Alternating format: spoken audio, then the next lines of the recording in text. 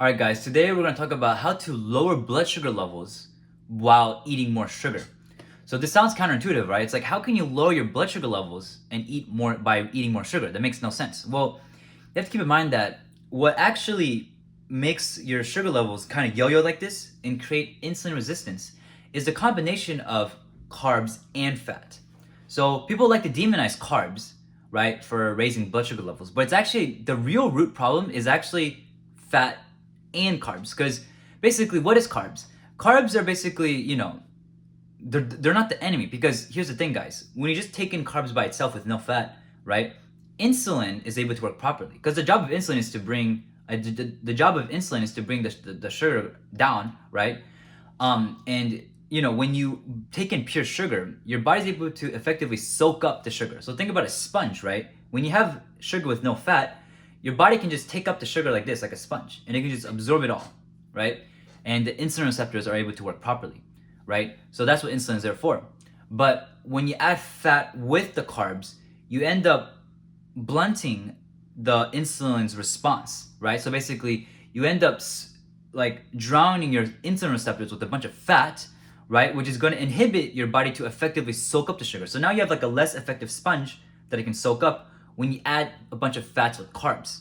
And when you look at a lot of food in nature, right, there's not a lot of foods that have fats and carbs together. Like when you have fruits, you have only fruit and there's no fat. When you have rice, potatoes, any type of carb out there in nature, there's very little fat in there.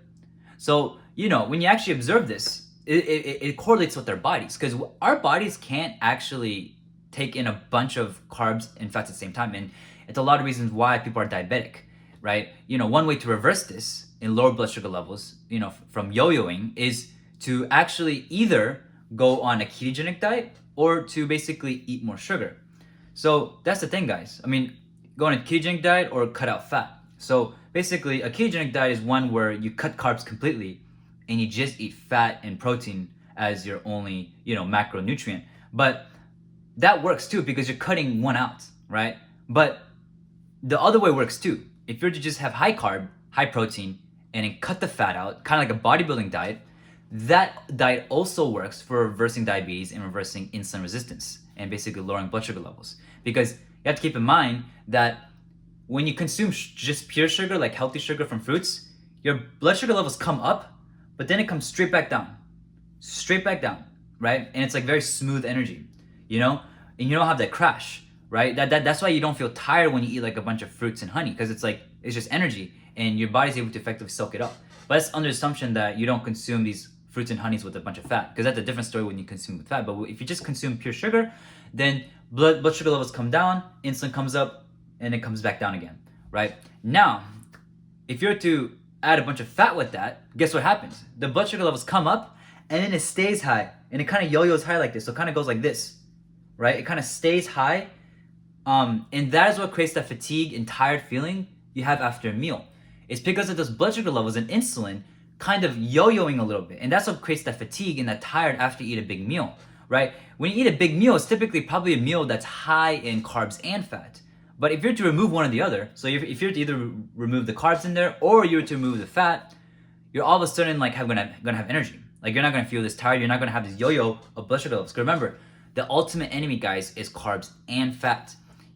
So like, and this has actually already been done by a doctor in the 1940s. His name was Dr. Walter Kepner, and he was the guy who cured his patients, like all of his illnesses, with just the sugar diet. He called it the rice diet, but it's basically a diet where it's just pure sugar, no protein. Now, I don't recommend going no protein like he did, but pure sugar. So basically, it was a diet where it was just carbs, sugar, and orange juice, basically, right? So he was able to basically reverse diabetes in his patients by just feeding them just a sugar carb only diet, right? So it's very similar to a vegan diet. But I don't agree with this just because like there's not enough protein to preserve muscle. Though you don't lose that much muscle if you're fat, but like, if you're trying to get like lean, like I'd recommend adding a little bit more protein just to like preserve some of that muscle. Because, like the high carb, because what actually made this diet work was lowering the fats and being in a caloric deficit, of course, right? Like when you just cut out fat out of the diet, or at least lower it very low, like it's so easy to be in a deficit,